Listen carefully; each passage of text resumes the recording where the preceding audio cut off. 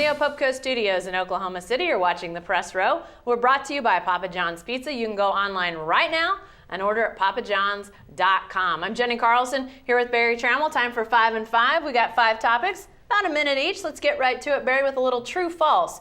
True-false. Josh Heupel is on the hot seat. I'm going to say true, but that does not mean the chopping block. It means the hot seat, and that doesn't mean from the truck driver in Elk City and the Spanish teacher in Ponca City. He's on the hot seat from Bob Stoops. Bob wants Heupel to produce a better offense. And like I said, he's not going to get fired, but he is under pressure to produce. And I think Heupel's offense has been disappointing. The Texas game was not a good performance from a coordinator standpoint. I think the Sooners, they do not have elite personnel, especially at the quarterback position, but you still got to find a way to move the ball and score points. That's what Josh Heupel's mission is.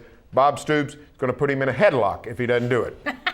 I'd like to see that, by the way. You think we could see that? Probably not. Probably not, yeah. He is on the hot seat, and I tell you what, every guy that agrees to be the offensive coordinator at Oklahoma is. It's hot when you sit down in that position, as far as I'm concerned. Now, as Barry said, I don't think that necessarily means you're on the hot seat like you're going to get fired tomorrow, and I don't think Josh Heupel is going to get fired tomorrow. I think he's probably going to be at Oklahoma for several years to come, frankly. I think he's more likely to become a head coach before he becomes a fired coach at Oklahoma. But he needs to be better. The offense as a whole has got problems. They've got inconsistencies at quarterback. They've got inconsistencies at wide receiver. They've had issues basically at every position, and that includes offensive coordinator. Josh Heupel has to be better. He knows it. Bob Stoops knows it. The Sooner Nation knows it. All right, here's a percentage, Barry. Percentage of snaps that Clint will take on Saturday at Iowa State. I'm going to say 85%. I think Shelf's going to be the quarterback Saturday. I think he'll go most of the way. I think the Cowboys might spot him for short yardage situations, similar to what they did with J.W. Walsh a year ago when Shelf was the quarterback.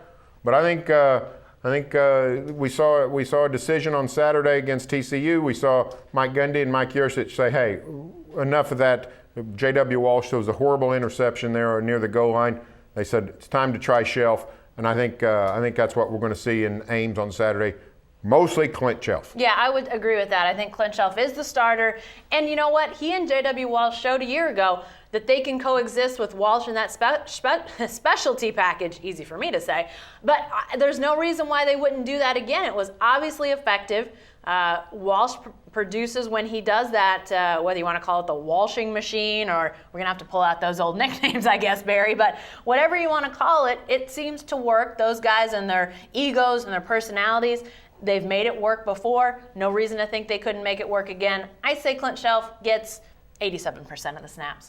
All right, what about Sam Bradford, Barry? What does the future hold for the former Sooner, former PC North quarterback, now with the St. Louis Rams? Well, here's what the future holds. A starting position in the National Football League. Now, if that's in St. Louis, I don't know. But somewhere, Bradford will be starting. There's not enough quarterbacks to go around. There's about 20 decent quarterbacks on planet Earth. NFL has 32 squads. So if the Rams decide they want to go ahead and cut Bradford for financial reasons, for whatever reasons, somebody like Minnesota, somebody like Arizona, be glad to pick him up. I tend to think St. Louis is going to stick with him. Mm-hmm. Bradford was having a pretty good year. Had struggled a little bit the last year or so, but was really playing pretty well. And I think things, it's a tough division, Seattle, San Francisco, standing in St. Louis way, but the Rams were in decent shape for the future.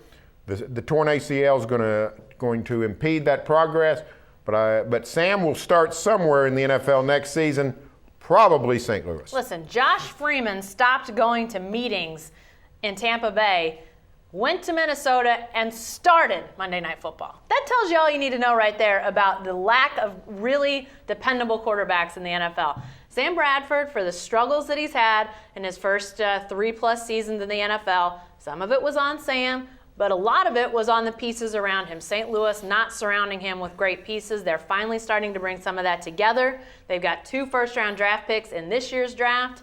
The future looks good for them in the fact that they can continue to build and get better.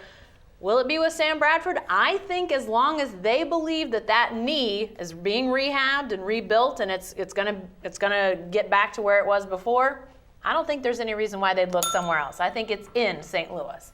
All right, Barry, the question, where were you when you heard the news? Capital T, capital N. We're, of course, talking about James Harden's trade to Houston. We're coming up on the anniversary on Sunday. Well, I was in the press box at Owen Field. It was the night of the OU Notre Dame game. Late third quarter, Sooners were trailing 13-6, but driving. Things were looking okay. Soon enough, they tied the game. Then you get the news, James Harden is a Houston Rocket. Then Notre Dame scores a bunch of points, wins 30-13. The whole walls came tumbling down around Oklahoma sports. And frankly, it's a trade that still sort of reverberates. It went through the entire crowd that night. You could tell there was something had happened, and it was the news of the trade. Took a little bit of the sting off that Notre Dame game. It'd been nice if the Thunder had traded Serge Ibaka or something down on October 12th when the Sooners were getting throttled by the Longhorns in the Cotton Bowl. People would have felt a lot better about that. So good, the Thunder did their part for the psyche of OU football fans. But we'll see how the trade works out. So far, the Thunder's not prospered without James Harden. We'll see if they could do it. Yeah, and I was actually on my way back from Stillwater. I'd covered Oklahoma State's game that day. I was home, actually, when I got the first news about it, and that came via text message from a friend that said, "What's going on with James Harden?" And I didn't know. I mean, I knew obviously the contract negotiations at that point were ongoing, so I was out of the loop, I have to admit, until that moment, and I started to look around and realized, oh, James Harden has been traded. So, yeah, I think a lot of people will remember where they got that news. A lot of people were in Norman or watching that Notre Dame game. The two really linked up in a weird way. But, Thunder win 60 games in the regular season last year, make the playoffs. Had they not lost Russell Westbrook, probably would have been in good shape. Not too sure people are really crying that much over the James Harden trade. We'll see as the year goes on. All right, lastly, Barry, hey, why in the world has the clock started on Kevin Durant's free agency? And this comes up because Jalen Rose, the ESPN analyst, said earlier this week he thinks Kevin Durant will move to Houston in 2016. 2016, that's a ways away. Why are we talking about this now? Well, because people like to borrow trouble. They really do. Durant's Thunder for 3 more years at least. And, those 3 years, in my opinion, are going to determine whether he stays here or not. If things continue to go well, I think there's an excellent chance he'll stay. If something falls apart, good chance he might go. But we just like to worry about things. We're worriers by nature. So I think when you're a place like Oklahoma City, where you're not the Lakers, you're not Miami, you don't have the beach, you don't have the spotlight, then you wonder about the retention of free agents. And the Thunder's batted 3 for 4 so far on the first contract, the second contract for those young guys, Durant, Ibaka, Westbrook, and Harden. Batted 3 for 4. That's a really good percentage. But the next time, how will they bat when they have Westbrook, Durant, and Ibaka coming up? Yeah. And you look ahead. What else are you going to do on a slow day when the season hasn't started? Now, when they start playing the games, it'll go to the background, and we'll talk about the lack of late game offense, or the lack of rebounding, or the lack of offense out of the center position, whatever. But on slow days, yeah, you look ahead and say, what's going to happen? Well, this is like the email that we always get. You've gotten it, I've gotten it, on a random Tuesday in October from a college football fan in the state who wants to know, who has OU or OSU recruited in the class of 2016 for the offensive line. You get these forward-looking thoughts from fans from time to time, and Jalen Rose, not a fan, an analyst, but he's started to look ahead because I think fans have started to look ahead. And, you're always thinking who's coming up as big free agents down the line. Kevin Durant, obviously a huge one. Now, I have to admit, say what you will about why the clock has started, but the idea of him going to Houston, that I am not buying. Because even though Houston has been in the market for some big-name players here recently, when the repeater tax kicks in, I'm not sure I think Houston's got a bunch of money to continue to have these guys. Maybe I'm wrong, Barry. Maybe you can tell me different. Doesn't